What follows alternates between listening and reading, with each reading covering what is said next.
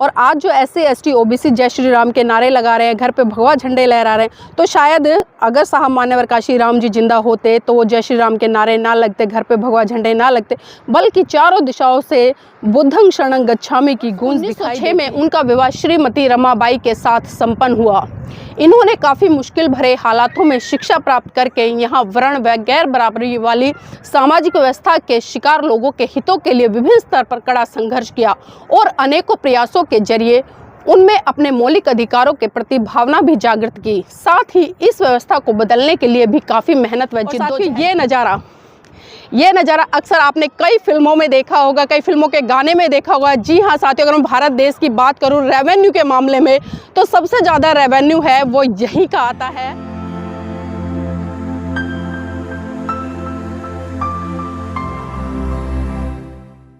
नमस्कार, आप देख रहे हैं NV News 24/7 नीलम बोध के साथ। और साथियों, आज हूँ मैं नवाबों के शहर लखनऊ में। लखनऊ की अलग अलग विशेषता हैं। अगर मैं इतिहास में जाकर बात करूँ तो लखनऊ अनेक बागों के कारण जाना जाता था और जो नवाबी अंदाज है उसके कारण भी लखनऊ अपने आप में बहुत ज़्यादा प्रसिद्ध रहा है। लेकिन अभी वर्तमान में अगर मैं बात करूं तो मैं इन सभी चीज़ों की बात नहीं करूंगी, बल्कि मैं बात करूंगी लखनऊ में खासकर अंबेडकर स्मारक स्थल की। तो साथियों, जिस तरह से जो लोग राजनीति में रुचि रखते हैं या जनरल जानकारी में रुचि रखते हैं, सामान्य ज्ञान में रुचि रखते हैं, वो अच्छे से जानते हैं कि ये खूबसूरत अंबेडकर पार्क कौन सी सरकार के शासन में बना। जी हाँ, मैं बात कर रही हूँ बहन कुमारी मायावती। जब उनका शासन उत्तर प्रदेश में आया तो उत्तर प्रदेश में इतनी खूबसूरत भव्य व ऐतिहासिक इमारतें उन्होंने देने का काम किया। और हमने देखा कि इन्हीं इमारतों के कारण कहीं ना कहीं बहुजन समाज पार्टी की जो मुखिया है बहन कुमारी मायावती, उनको तमाम लोगों की तरफ से, खासकर राजनीतिक संगठन या RSS की तरफ से टारगेट किया गया और उन्होंने ये तक कह डाला कि इन्होंने 600 करोड़ रुपए पत्थरों पर बर्बाद कर दिया। लेकिन वही 600 करोड़ की खूबसूरती आप आज इस अंबेडकर पार्क में देख सकते हैं। अगर मैं बात करूं, एक तरफ 1800 करोड़ रुपए का बनने वाला राम मंदिर और दूसरी तरफ मात्र 600 करोड़ रुपए में उत्तर प्रदेश का जो एक तरह से नक्शा चमका और उत्तर प्रदेश को उत्तर प्रदेश जाना गया और खासकर लखनऊ को लखनऊ जाना गया, तो वो सिर्फ साथियों बहन कुमारी मायावती के कारण जाना गया। तो आप यहाँ की खूबसूरती देख सकते हैं। एक बार मैं चाहूँगी कि कैमरामैन से थोड़ा फोकस करके हमारे दर्शकों को दिखाने का प्रयास करें। यहाँ पर जो पिलर बने हुए हैं आप देख सकते हैं कितने खूबसूरत है। इनके शीर्ष पर जो हाथी है उसका जो मुख है वो चारों दिशाओं में बना हुआ है और बहुत ही खूबसूरत अलग तरीके से इस तरह की इमारतें देखने का अनुभव आज मुझे साझा हो रहा है। खैर लखनऊ कई बार आना हुआ, लेकिन पहली बार इस ऐतिहासिक धरोहर से रूबरू होने का मौका मिला। और अभी जिस तरह से हमने वहाँ से एंट्री की थी, मैं एक बार चाहूँगी थोड़ा सा दिखाएं। ये एंट्री दरवाज़ा है, हम यहीं से अंदर आए थे और 20 रुपये का साथियों यहाँ पर पर्सन टिकट लगता है। तो यहाँ पर आने के लिए आपको टिकट लेना पड़ेगा और टिकट मात्र 20 रुपये का है। और मैं इसका समय बता दूं, अभी जो मैंने पढ़ा था सुबह 10 बजे से लेकर रात्रि 8 बजे तक ये खुला रहेगा। फरवरी तक, 29 फरवरी तक का टाइम है। उसके बाद टाइम चेंज हो जाएगा क्योंकि ये सर्दियों का टाइम है, इसलिए मैंने आपको अवगत कराया है। तो आइए मैं आपको लेकर चलती हूँ, थोड़ा सा और इसका भ्रमण कराऊंगी आपको।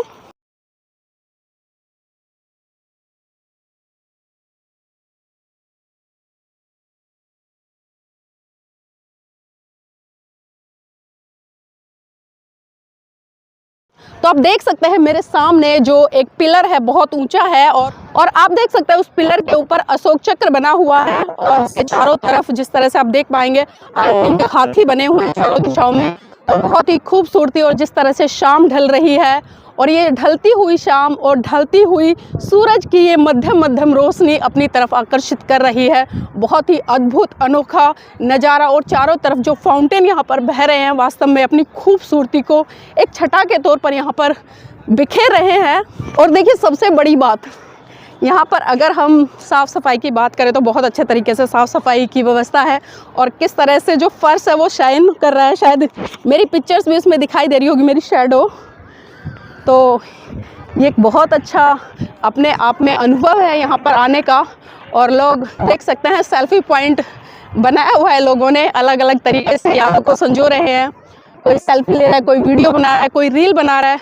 और साथ ही ये नज़ारा, ये नज़ारा अक्सर आपने कई फिल्मों में देखा होगा, कई फिल्मों के गाने में देखा होगा। जी हाँ साथियों, अगर मैं भारत देश की बात करूँ रेवेन्यू के मामले में, तो सबसे ज़्यादा रेवेन्यू है वो यहीं का आता है, और जिससे कि सीधा सीधा सरकार को बहुत बड़े स्तर पर फ़ायदा होता है। लोग कहते हैं कि पत्थरों पर पैसा लगाए, लेकिन आज वही पत्थर करोड़ों अरबों रुपए रेवेन्यू के रूप में भारत सरकार को मिल रहे हैं, खासकर उत्तर प्रदेश सरकार को। और जब भी साथियों किसी भी फिल्म की शूटिंग होती है, किसी नाटक की शूटिंग होती है, या कोई भी व्यक्ति यहाँ पर डॉक्यूमेंट्री बनाने आता है, तो यहाँ पर अच्छा खासा अमाउंट वो सरकार को देता है, और उसके बाद यहाँ पर जाकर उसको परमिशन मिलती है। तो देखिए भव्य इमारतें और ये पिलर खूबसूरत।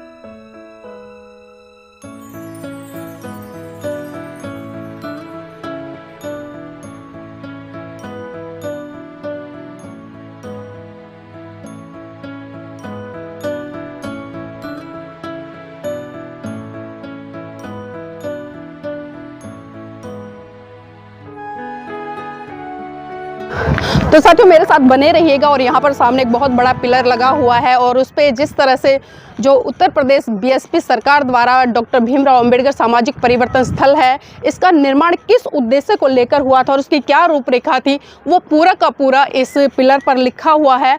आप देख सकते हैं। अपने भारत देश में सदियों से व्याप्त वर्ण व जाति पर आधारित गैर बराबरी वाली सामाजिक व्यवस्था का जिंदगी के हर पहलू में सबसे ज्यादा शिकार यहाँ अनुसूचित जाति, जनजाति एवं अन्य पिछड़े वर्गों के लोग रहे हैं।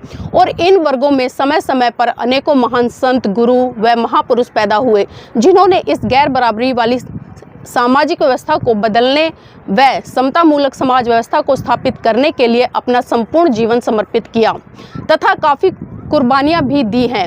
यही मुख्य उद्देश्य है कि उनकी इस अभूतपूर्व त्याग तपस्या को देश में पहली बार उत्तर प्रदेश में माननीय मुख्यमंत्री सुश्री मायावती जी के नेतृत्व वाली बीएसपी की सरकार में विभिन्न स्तर पर पूरा आदर सम्मान दिया गया है, जो आगे चलकर निश्चित ही इतिहास के पन्नों में स्वर्ण अक्षरों में अंकित किया जाएगा। वैसे आप जानते हैं कि उत्तर प्रदेश की माननीय मुख्यमंत्री सुश्री मायावती जी के नेतृत्व में बनी बीएसपी की सरकार में हमेशा ही हर मामले में सर्जन हिताय व सर्जन सुखाय की नीति के आधार पर सरकार चलाई गई है, और इसी ही सोच के आधार पर उन्होंने अपने देश में उन सभी महान संतों, गुरुओं व महापुरुषों को भी विभिन्न रूपों में पूरा आदर सम्मान दिया है, जिनकी जातिवादी मानसिकता के कारण सदैव ही यहाँ उपेक्षा की गई है। और जहां तक उत्तर प्रदेश की राजधानी लखनऊ व अनंत निर्मित किए गए विभिन्न स्थलों का मामला है, तो उनमें से डॉक्टर अंबेडकर सामाजिक परिवर्तन स्थल लखनऊ उत्तर प्रदेश प्रमुख है, जिसकी विस्तृत रूपरेखा इस प्रकार से है। डॉक्टर भीमराव अंबेडकर सामाजिक परिवर्तन स्थल लखनऊ उत्तर प्रदेश। डॉक्टर भीमराव अंबेडकर सामाजिक परिवर्तन स्थल खास तौर से जिसके सम्मान में निर्मित किया गया है, उनका अर्थात बोधिसत्व भारत रत्न बाबा साहेब डॉक्टर भीमराव अंबेडकर का जन्म 14 अप्रैल सन 1891 को मुँह छावनी जिला इंदौर मध्य प्रदेश में हुआ। उनके पिता का नाम सूबेदार रामजी मालोजी तथा माता का नाम भीमाबाई था। वर्ष 1906 में उनका विवाह श्रीमती रमाबाई के साथ संपन्न हुआ। इन्होंने काफ़ी मुश्किल भरे हालातों में शिक्षा प्राप्त करके यहाँ वर्ण व गैर बराबरी वाली सामाजिक व्यवस्था के शिकार लोगों के हितों के लिए विभिन्न स्तर पर कड़ा संघर्ष किया, और अनेकों प्रयासों के जरिए उनमें अपने मौलिक अधिकारों के प्रति भावना भी जागृत की। साथ ही इस व्यवस्था को बदलने के लिए भी काफ़ी मेहनत व जिद्दोजहद की। देश की आज़ादी के बाद वर्ष 1947 में प्रथम नेहरू मंत्रिमंडल में बाबा साहेब डॉक्टर अंबेडकर कानून मंत्री बने, तक वर्ष 1848 में संविधान ड्राफ्टिंग कमेटी के अध्यक्ष के रूप में इन्होंने संविधान सभा में मसौदा प्रस्तुत किया, और इनको भारत के संविधान निर्माता बनने का गौरव प्राप्त हुआ। इनके अथक प्रयासों के कारण ही इसी पवित्र संविधान के आधार पर यहाँ अनुसूचित जाति, जनजाति व अन्य पिछड़े वर्गों के इन कमजोर तबके के लोगों को स्वाभिमान की जिंदगी बसर करने के लिए विशेष कानूनी सुविधाएं पहली बार नसीब हुई। साथ ही उन्होंने एक व्यक्ति एक वोट की एक समान कीमत का चुनावी सिद्धांत लागू करके इस देश के तमाम कमजोर वर्गों के लोगों को राजनीति में भी समुचित भागीदारी का कानूनी अधिकार दिलाया। संघर्ष की इस कड़ी में आगे चलकर दिनांक 14 अक्टूबर सन 1956 को इन्होंने नागपुर में बौद्ध धर्म की दीक्षा ली और अंत में दिनांक 6 दिसंबर सन 1956 को नई दिल्ली में अपने सरकारी निवास स्थान 26 अलीपुर रोड में वे परिनिर्वाण को प्राप्त हुए। इस प्रकार डॉक्टर भीमराव अंबेडकर का समस्त जीवन न्याय समानता व मानव अधिकारों के प्रति पूर्ण रूप से समर्पित एवं चिंतनपूर्ण मानवीय मूल्यों पर आधारित रहा। उनके इन ऐतिहासिक व अविस्मरणीय कार्यों को ध्यान में रखकर ही आदर सम्मान के तौर पर उत्तर प्रदेश के लखनऊ शहर में गोमती नदी के तट पर मान्यवर श्री काशीराम जी की इच्छा के मुताबिक चलकर एक ऐतिहासिक डॉक्टर भीमराव अंबेडकर सामाजिक परिवर्तन स्थल का निर्माण किया गया है, जिसकी पूरी झलक स्थल के अंदर निर्मित डॉक्टर भीमराव अंबेडकर स्मारक प्रतिबिंब स्थल में देखने के लिए मिलती है। उनकी यह सोच थी कि परम पूज्य बाबा साहब डॉक्टर भीमराव अंबेडकर के नाम पर एक ऐसा वृद्ध और हर मामले में ऐतिहासिक व यादगार एवं विशाल सामाजिक परिवर्तन स्थल बनाया जाए, जिसमें देश में समय समय पर अनुसूचित जाति, जनजाति व अन्य पिछड़े वर्गों में जन्मे महान संतों, गुरुओं व महान पुरुषों को भी आदर सम्मान मिले और उनका स्वरूप कुछ इस प्रकार का हो कि यह स्थल इन वर्गों के लोगों के लिए हर मामले में हमेशा प्रेरणादायी भी हो। मान्यवर श्री काशीराम जी कि इस सोच को ध्यान में रखकर ही वर्ष 1995 में माननीय मुख्यमंत्री सुश्री मायावती जी के प्रथम शासनकाल के दौरान इस स्थल की नींव रखी गई, जिसका पूर्व में नाम डॉक्टर भीमराव अंबेडकर उद्यान था।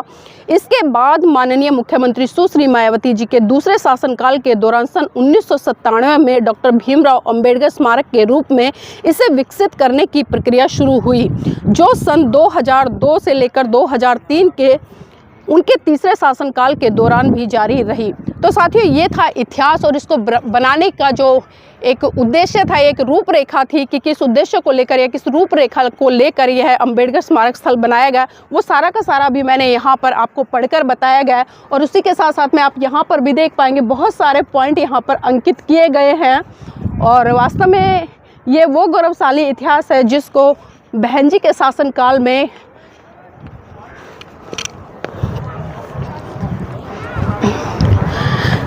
बहन जी के शासनकाल में गढ़ने का काम किया गया।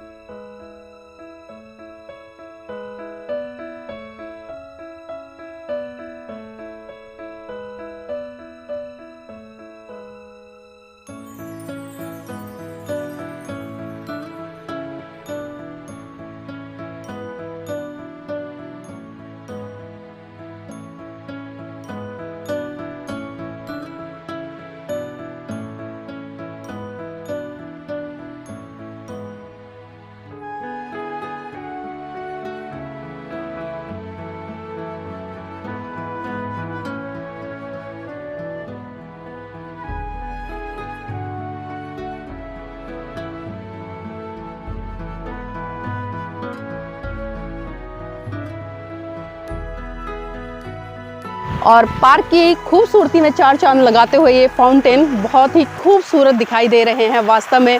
और यहाँ पर देखिए ये सुंदर सुंदर फ्लावर आप देख सकते हैं कि इन फुब्बारों की फुब्बार में से छनकर जो पीछे हाथियों का दृश्य दिखाई दे रहा है वास्तव में बहुत ही अद्भुत और मनोरम दिखाई दे रहा है, अपनी तरफ आकर्षित करता हुआ ये खूबसूरत शाम का दृश्य है। और ये सुंदर सुंदर खूबसूरत फूल, मेरा तो मन नहीं कर रहा है यहाँ से जाने का, लेकिन क्या करूँ, जाना तो पड़ेगा। तो आइए मैं और भी बहुत सारी चीज़ें आपको दिखाऊंगी। और शाम हो चुकी है और धीरे धीरे जो लाइटिंग है वो आपको चारों तरफ दिखाई देगी।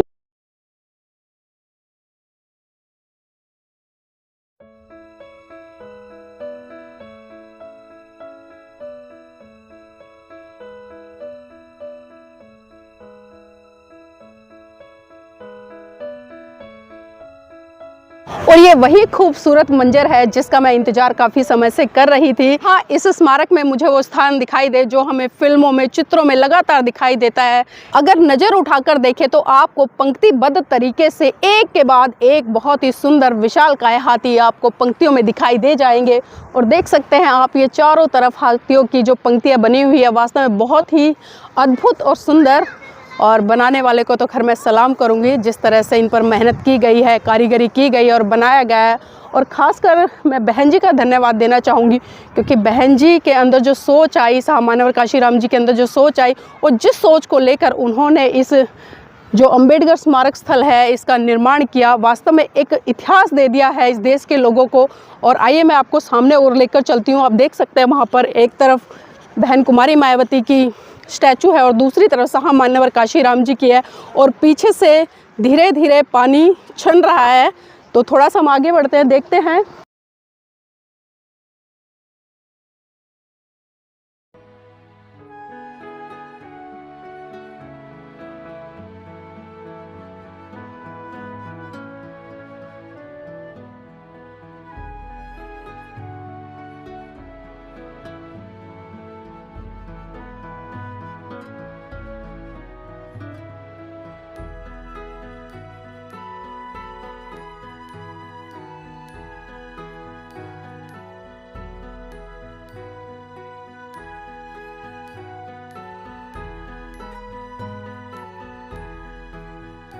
और आप मेरे सामने देख पा रहे हैं दो हाथियों के बीचों बीच सफ़ेद रंग में महाकारुणिक तथागत बुद्ध की जो प्रतिमाएं हैं चारों दिशाओं में स्थापित, सफ़ेद कलर में, बहुत ही खूबसूरत। और साथियों ये दर्शाता है कि जो साहब मान्यवर काशीराम जी थे, उनका जो मिशन था, जो अगला स्टेप उनका था, वो था बौद्धिज़्म की तरफ। वो रहे नहीं, विडंबना है, लेकिन अगर वो जीते तो आज भारत का नक्शा कुछ और ही होता। और ख़ासकर आज जो भारत देश में दलित और ख़ासकर आज जो जाति के आधार पर उत्तर प्रदेश में जो जातीय अत्याचार शोषण हो रहे हैं, शायद वो नहीं होते।